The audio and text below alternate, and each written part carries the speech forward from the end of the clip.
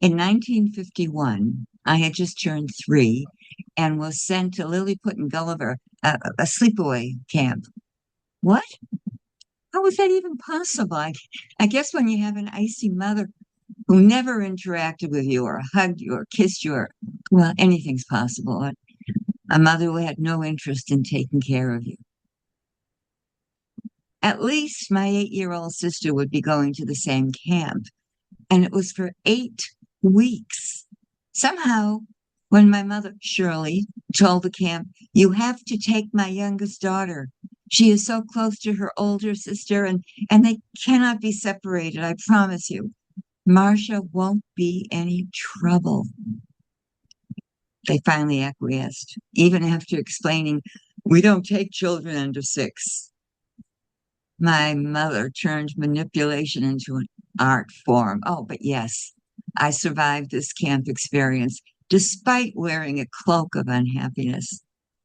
Thank goodness I was cute, likable, and the counselors at camp were nice to me. I don't remember much of my early years, although I remember being very unhappy. There was no love in our house. We lived in an oversized Riverside Drive apartment in New York City.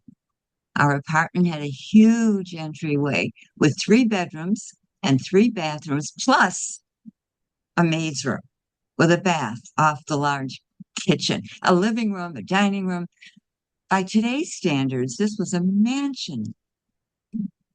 And we had full-time sleep-in help, which explains why my mother did not have to have any interaction with me. I understand later that my mother was incapable of being a loving mother. In 1952, our family moved to Scarsdale. I was 4 years old. My father, Milton, was a World War II veteran and was given a VA loan, enabling the family to own their own property. My father rarely talked about the war. My mother said he was on the front line at the invasion of Normandy and saw a lot of men die. Oh, and there was one sentence he would always repeat. Whenever anyone would ask me what my profession was, I would tell them I was a murderer. I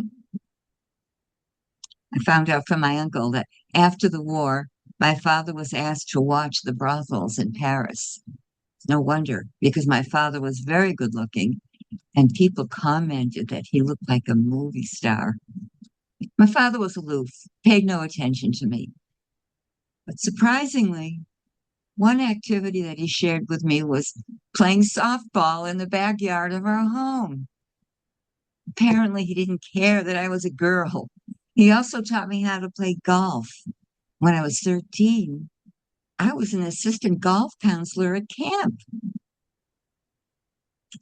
Anyway, our house in Scarsdale was a large split level and was painted pink and gray, certainly different from the other houses in the neighborhood, which were usually white with blue or gray or black shutters. It was a peaceful block, Haverfoot Avenue, and across the street was the Marx estate, founder of Marx Toys.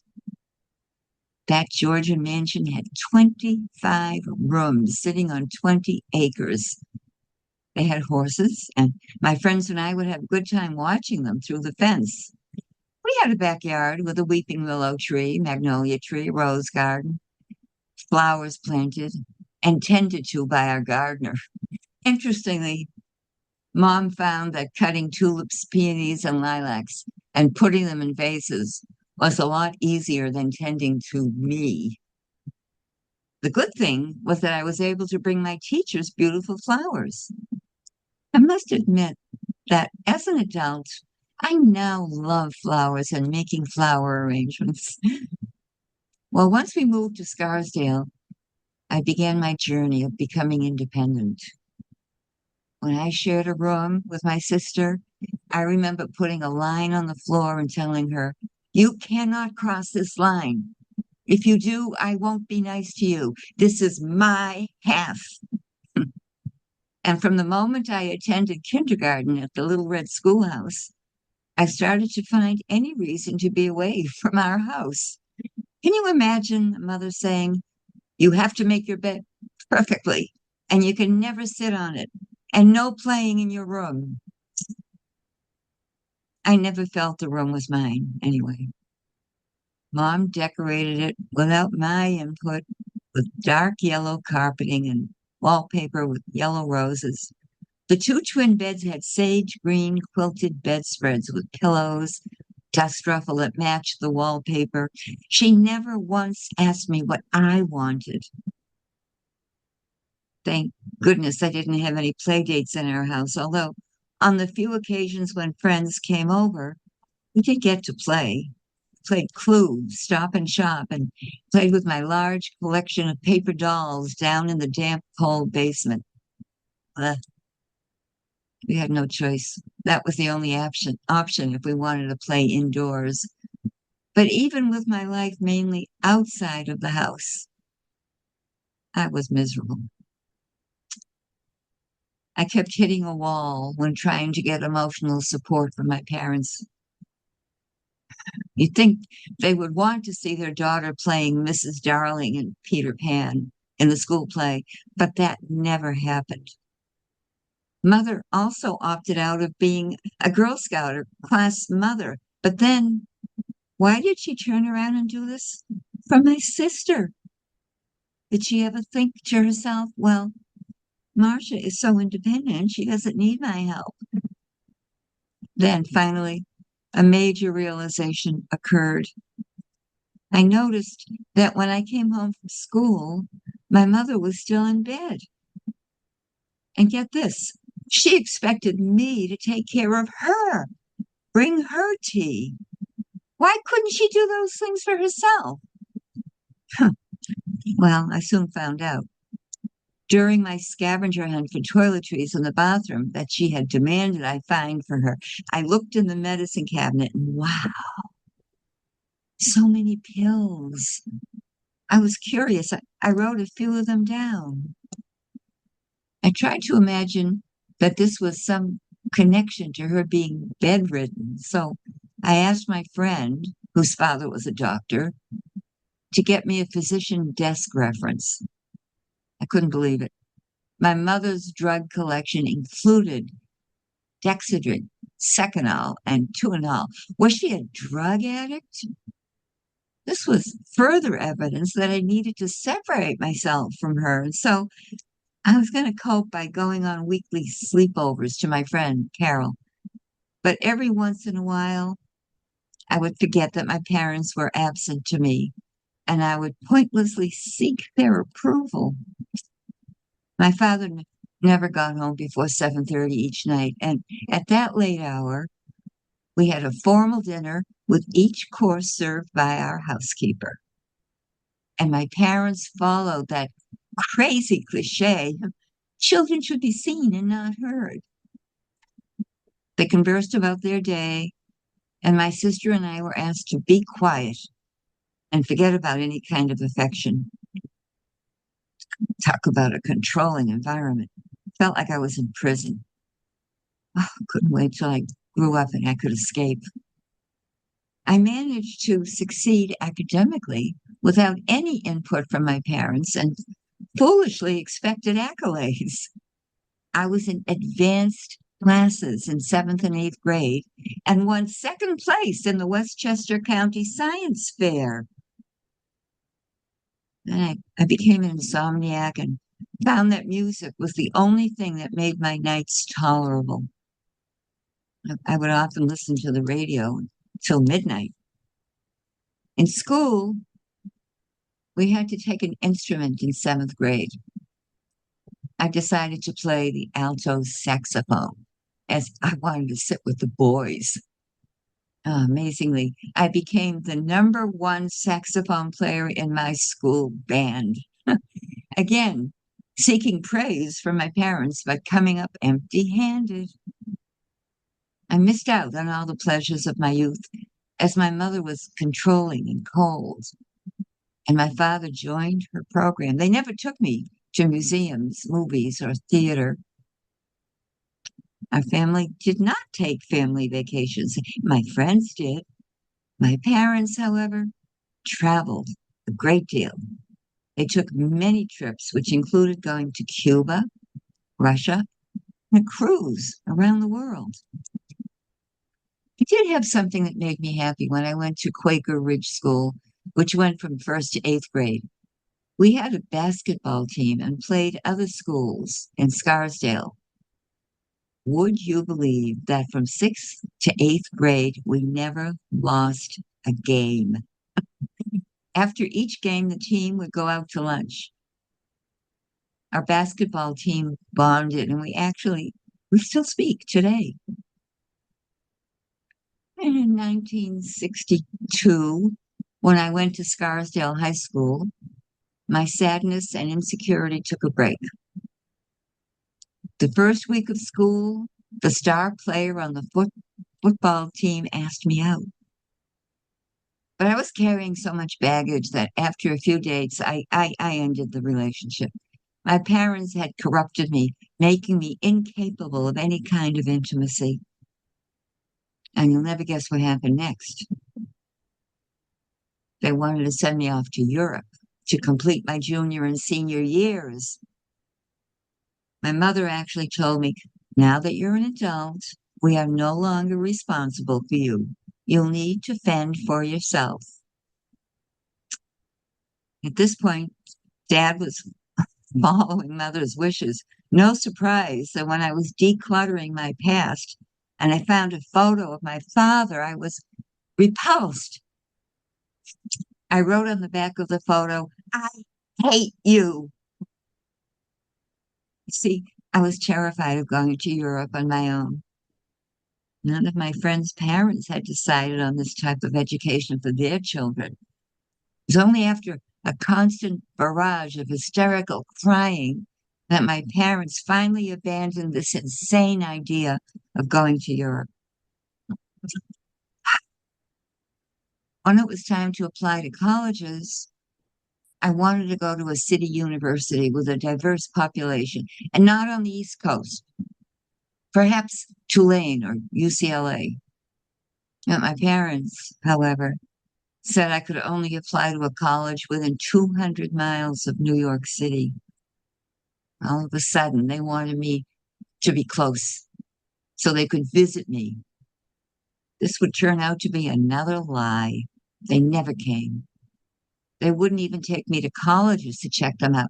I relied on a friend to drive me to colleges that I wanted to visit. Although I excelled academically, I kept getting rejection letters from the colleges I had applied to. I became frantic. Well, where was I going to go? I asked for help from my history teacher, and my guidance counselor said she could no longer help me. The counselor told me that I was getting rejected because my grades were too good. They were under the impression that I wouldn't accept their offers. This made no sense, and it convinced me. I think I was cursed. I did finally get accepted to Boston University, which was one of the colleges that had originally rejected me because they didn't think I would accept. The drama continued to magnify itself. Sure, I got good grades, but had lots of diverse friends. I started casually dating Howard. I knew he wasn't marriage material, but he helped my self-esteem. He was the life of the party. Certainly not the type of guy for a long-term relationship. He was an opportunist, and I was from a good family.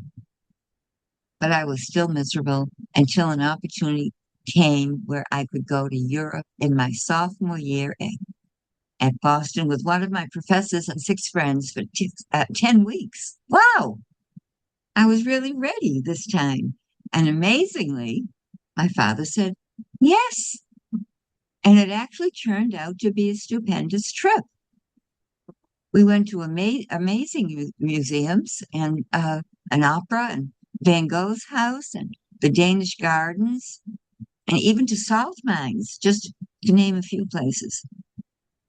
We loved Versailles. And we took a picture of me sitting on Marie Antoinette's bed.